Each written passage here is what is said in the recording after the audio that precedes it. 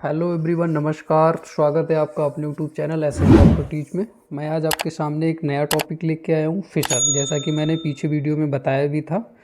ठीक है, तो आज हम लोग जानेंगे फिशर क्या होता है, व्हाट इज़ फिशर, इसके क्या क्या कारण हैं, कॉजेज़ क्या हैं, सिम्टम्स क्या हैं इसके, है ना, लक्षण क्या होते हैं, इसमें क्या इलाज लेते हैं हम, ट्रीटमेंट क्या देना चाहिए, क्या खाएं क्या नहीं खाएं, डाइट के बारे में, है ना, क्या अवॉइड करें, इन सभी चीज़ों के बारे में बहुत ही डिटेल में बात करेंगे। जैसा कि मैं आपको पीछे वीडियो में बता चुका था कि पाइल्स और फिशर दोनों में बहुत बड़ा फ़र्क होता है, तो मैंने पाइल्स के बारे में बहुत ही डिटेल में वीडियो बना रखा है।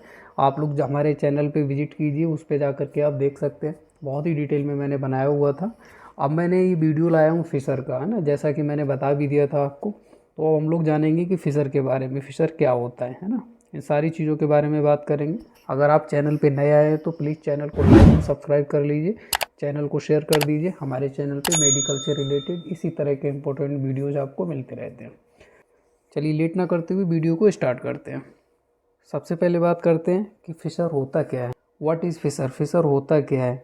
If bleeding come as a streak with the side of fecus amount to 3 to 4 drops and is associated with severe pain and burning during passes the stool। ठीक है, plus persistent burning severe minutes is later, it is due to acute fissure which is called fissure.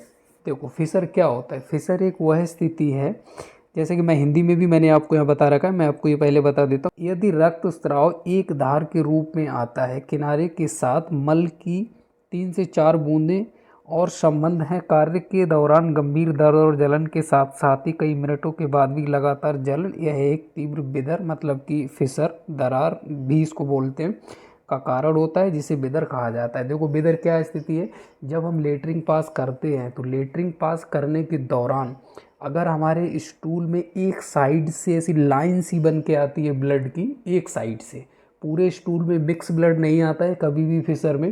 देखो Fisher और piles में यही फ़र्क है। Piles में क्या होता है कि उसमें जो हमारा लेटरिंग होता है उसमें पूरी लेटरिंग में ब्लड मिक्स होके आता है। ठीक है, और फिशर में क्या होता है कि इसमें लेटरिंग जब हम करते हैं तो एक साइड से एक लाइन सी बन के आती है स्टूल में, लेटरिंग में एक लाइन सी बन के आएगी एक साइड से, वो किसी भी साइड से हो सकती है। जिस साइड आपको कट लगा होगा उसी साइड से आपको एक लाइन सी बन के आएगी, उसे फिशर कहते हैं। और पाइल्स किसे कहते हैं, पाइल्स में पूरे स्टूल में पूरी लेटरिंग में मिक्स ब्लड आता है, उसे पाइल्स कहते हैं, जिसमें दर्द नहीं होता है। और जो फिशर ये होता है इसमें बहुत गंभीर दर्द होता है। ठीक है, बहुत ज़्यादा दर्द होता है, सीवियर पेन होता है, जलन होती है, लेटरिंग पास करने के बाद भी 1-1 घंटे तक आपको बहुत जलन महसूस होती है, इसे फिशर कहते हैं। अब ये क्यों होता है इसके बारे में बात करेंगे। ठीक है, क्लियर है ये पॉइंट। सबसे ज़्यादा अगर फिशर जो देखा गया है तो वो कब्ज़ में ही देखा गया है। जिन लोगों को लेटरिंग ठीक से नहीं आती है, लेटरिंग बहुत हार्ड आती है, टाइट आती है, उन लोगों में फिशर देखा गया है।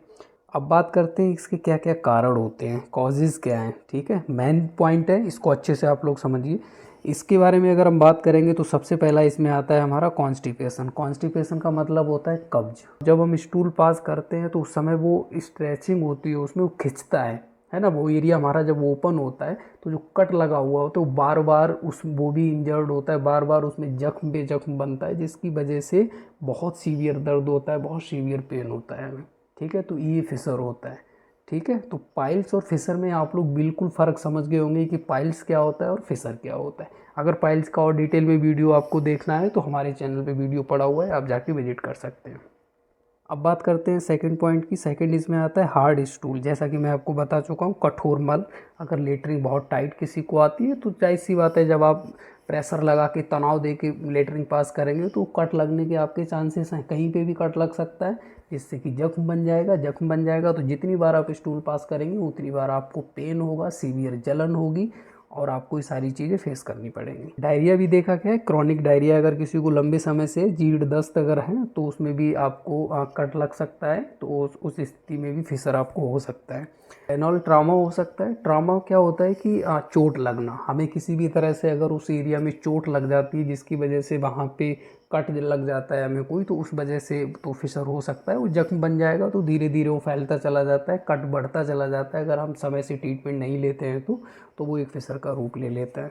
ठीक है, इसके अलावा इन्फ्लामेटरी बबल मूवमेंट डिजीज़ भी होती है जिसको आईबीडी बोलते हैं। इसमें क्या होता है, सूजन संबंधी आंत्र रोगी होते हैं, आईबीडी जो होता है, ठीक है, इसको इन्फ्लामेटरी बबल डिजीज़ बोलते हैं। अगर ये किसी को है तो इस स्थिति में भी फिशर देखा गया है।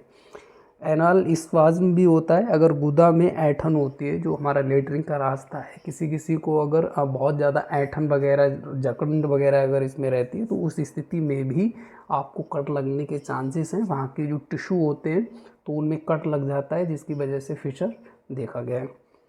इसके अलावा अगर हम बात करेंगे तो इसके अलावा हमारा आता है एनल स्पेंसर मसल्स डिसफंक्शन अगर हो जाता है, जो हमारे गुदा के पास में रेक्टम और एनस के पास में जो हमारी स्पेंसर नाम से मांसपेशी होती है, तो उसका क्या होता है, उसका फंक्शन प्रॉपर तरह से अगर नहीं रहता है, उस मसल्स का मूवमेंट अगर प्रॉपर नहीं रहता है और डिसफंक्शन हो जाते हैं उसके, तो उसकी वजह से भी हमें फिशर हो सकता है। इसके अलावा बात करेंगे तो इन्फेक्शन, पुअर हाइजीन, वो तो आपको पता ही होगा कि अगर हम साफ़ सफाई का ध्यान नहीं रखते हैं और अगर हम स्वच्छता का अपना ध्यान नहीं रखते हैं तो उस स्थिति में भी हमें फिशर हो सकता है। ठीक है, क्लियर है सारे पॉइंट। आप लोग कारण इसके बहुत अच्छे से समझ गए होंगे कि किन किन कारणों से हमें फिशर हो सकता है। चलिए अभी बढ़ते हैं नेक्स्ट पॉइंट की तरफ। नेक्स्ट पॉइंट इसमें हमारा आता है कि इसमें लक्षण क्या क्या होते हैं, सिम्टम्स क्या क्या होते हैं। ठीक है, तो इसमें सबसे पहला सिम्टम देखा गया है कि इसके अंदर हमें रेक्टल ब्लीडिंग होती है, मलाशय में रक्तस्राव होता है, ठीक है, लेटरिन के रास्ते में ब्लीडिंग होती है। Severe pain during bubble movement, है ना, मल त्याग के दौरान तेज़ दर्द होता है, बहुत ही तेज़ दर्द होता है। ठीक है, जब भी हम लेटरिन पास करते हैं उस समय हमें बहुत ज़्यादा दर्द होता है। एनाल इचिंग होती है, गुदा में खुजली भी लगती है, जो लेटरिन का हमारा रास्ता है उसमें बहुत इचिंग होती है, खुजली लगती है हमें। Spasm of the anal Spencer muscles, मांसपेशियाँ जो स्पेंसर मसल्स होती है हमारी, उसके अंदर बहुत ज़्यादा ऐंठन होती है।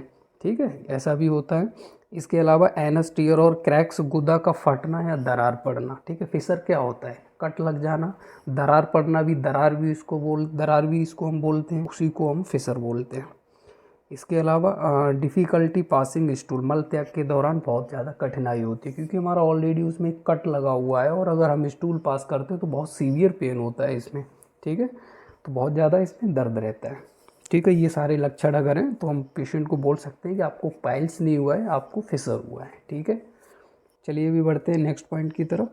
अब बात करेंगे इसके ट्रीटमेंट की। ठीक है, कि इसमें हमें बेसिक ट्रीटमेंट मैंने बताया हुआ है यहाँ पे कि इसमें क्या देना चाहिए। सबसे पहले बात करेंगे ऑइंटमेंट की। इसमें एक ऑइंटमेंट आता है, लिग्नोसेन जेली आती है, इसको लगाना चाहिए पेशेंट को स्टूल पास करने के बाद 3 से 4 टाइम इसको लगा सकते हैं पर डे। लोकली अप्लाई किया जा सकता है ना, बाहर से इसको लगाया जा सकता है, स्टेराइल ग्लव्स पहन के आप इसको यूज़ कर सकते हैं, लगा सकते हैं। ये क्या करती है, ये हमारे जो जलन पड़ती है, जो हमारे स्टूल पास करने के बाद में, लेटरिंग करने के बाद में हमें जलन बहुत ज़्यादा होती है, तो उस ये जलन को कम करती है। इसके बाद अगर जेल की बात करें तो एक हमारा आता है डिल्टाजिम जेल आता है, इसको 6 आवर्ली पर डे अप्लाई कर सकते हैं आप लोकली, है ना, स्टेराइल ग्लव्स पहन के फिंगर से इसको लगा सकते हैं। एक्सटर्नल यूज़ किया जाता है इसका, तो हर 6 घंटे में आप इसको भी लगा सकते हैं। ये भी हमारा जो ब्लड फ्लो को भी ये प्रमोट करता है। ठीक है, और हीलिंग में भी हेल्प करता है ये इसको लगाने से। ठीक है, इसके अलावा सिरप की बात करें तो क्रेमाफिन दिया जा सकता है 3 चम्मच बेड टाइम, सोते समय इसको ले सकते हैं। ये क्या करेगा, जो हमारा लैटरिन है, लैटरिन को ये लूज रखेगा। जब हमारा लैटरिन लूज होगा तो बहुत आराम से पास हो जाएगा, तो जो हमारा कट लगा हुआ है उसमें वो बार बार ओपन नहीं होगा और उसमें हमें ज़्यादा जलन भी नहीं होगी, ब्लीडिंग भी नहीं होगी, क्योंकि स्टूल पास है, हमें ज़्यादा तनाव नहीं देना पड़ेगा, स्टूल आराम से पास हो जाएगा। तो इस स्थिति में इसको क्रेमाफिन को भी दिया जा सकता है। इसके अलावा टैबलेट एक आता है कॉम्बीफ्लॉम, इसको 1 टैबलेट दिन में 1 बार दिया जा सकता है। अगर बहुत ज़्यादा मरीज़ को दर्द है तो दर्द से राहत पाने के लिए इसको भी दिया जा सकता है, और अगर सूजन वगैरह भी आ जाती है इसमें तो सूजन को भी ये कम करता है और दर्द को भी कम करती है टैबलेट। ठीक, इसके अलावा कैप्सूल आता है बेसिक्लॉक्स 500 मिलीग्राम बीडी, दिन में दिया जा सकता है, दिन में 2 बार इसको। ये एंटीबायोटिक कैप्सूल होता है, इसको भी दिया जा सकता है क्योंकि कट लगा है, स्टूल हम पास करते हैं तो स्टूल में भी हमारे बहुत सारे बैक्टीरिया होते हैं, इन्फेक्शन होने का बहुत ज़्यादा चांसेस बढ़ जाता है, जिसकी वजह से ये इन्फेक्शन को कंट्रोल करने के लिए बेसिक्लॉक्स 500 मिलीग्राम दिन में 2 बार भी दिया जा सकता है। इसके अलावा बहुत ही इम्पोर्टेंट चीज़ है जो मैं आपको बताने जा रहा हूँ, इसमें हॉट ही बात करना चाहिए वार्म वाटर में। पेविडिन लिक्विड आता है, बीटाडिन वगैरह और भी कई एक एंटीसेप्टिक लिक्विड आते हैं, जिनको डाल के आप गर्म पानी लीजिए एक टब में उसमें ये बीटाडीन करके पेवोडिन लिक्विड आता है, इसको आप डालिए, इसको मिक्स कीजिए। मिक्स करने के बाद में आप उसमें बैठ सकते हैं, 10 मिनट तक आप बैठ सकते हैं। 2 बार दिन में, कम से कम 2 बार आपको करना चाहिए। बहुत ज़्यादा इससे रिलीफ मिलता है, बहुत ज़्यादा। आप ऐसे मानिए बहुत ही इफ़ेक्टिव है फिशर के लिए। बहुत जल्दी हील होता है कट हमारा, जो भी हमारा कट लगा हुआ होता है, और हमें बहुत ज़्यादा रिलीफ मिलता है इससे। ठीक है। इसके अलावा मरीज़ में अगर कोई और भी लक्षण दिखाई दे रहे हैं तो आप उनका भी साथ में इलाज कर सकते हैं। जैसे कि एग्जांपल के तौर पे अगर मरीज़ को फीवर वगैरह हो गया है फिशर के चलते, तो आप उसको पैरासीटामोल वगैरह भी दे सकते हैं। और भी कोई लक्षण अगर हैं तो सिम्प्टोमेटिक ट्रीटमेंट भी किया जा सकता है।